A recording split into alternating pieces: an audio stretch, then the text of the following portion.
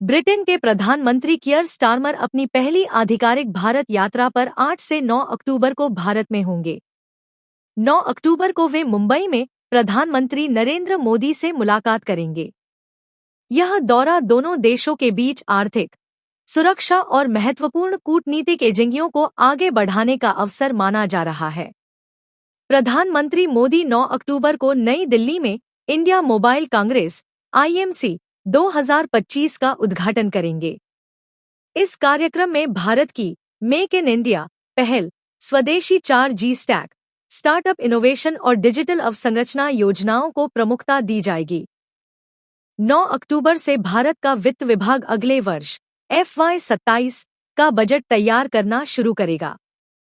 इस बजट में मुख्य फोकस होगा आर्थिक वृद्धि बनाए रखना, घरेलू मांग को बढ़ाना और रोजगार सृजन करना, विशेषकर निर्यात बाधाओं और वैश्विक अनिश्चितताओं को ध्यान में रखते हुए। विश्व बैंक ने भारत की FY26 के लिए GDP वृद्धि अनुमान को 6.5% किया है, जो पहले की 6.3% की दर से अधिक है। हालांकि अगले वर्ष FY27 के लिए अनुमान घटाकर 6.3% किया गया है। मुख्य कारण अमेरिकी निर्यात बाधाएं। विश्व बैंक ने चेतावनी दी है कि अमेरिका द्वारा भारतीय निर्यात पर लगाए जाने वाले उच्च शुल्क दक्षिण एशिया की 2026 की आर्थिक वृद्धि को धीमा कर सकते हैं। इस कदम से श्रमगहन निर्यात उद्योगों को विशेष रूप से नुकसान हो सकता है।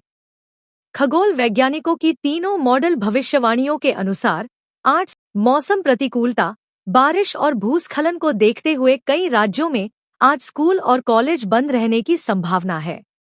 विशेष रूप से दार्जिलिंग, पश्चिम बंगाल और हिमाचल प्रदेश जैसी ऊंची भूमि पर बंदी की घोषणा हो चुकी है। 9 अक्टूबर को भारत में बैंकों में कोई छुट्टी नहीं होगी, वे सामान्य समय पर खुलेंगे।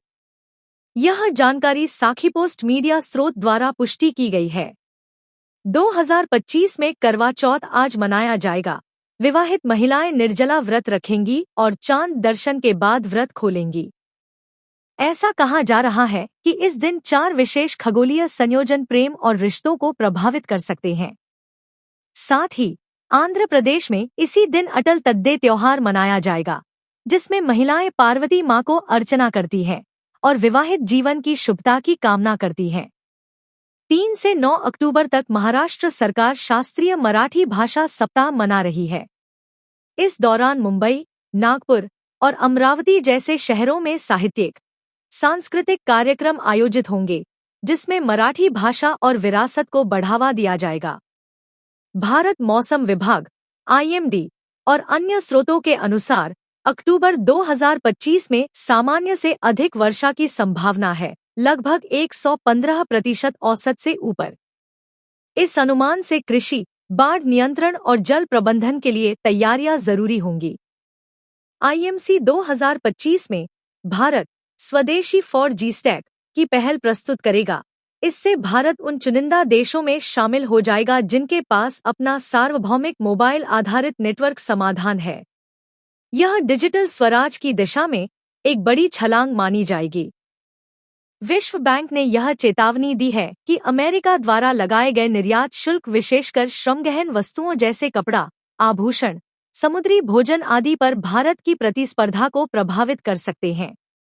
ऐसे दबावों से निपटने के लिए नीति हस्तक्षेप अपेक्षित है। ऐसे ही प्रतिदिन सुबह ताज़ा खबर सुनने के लिए YouTube को सब्सक्राइब जरूर करें। धन्यवाद।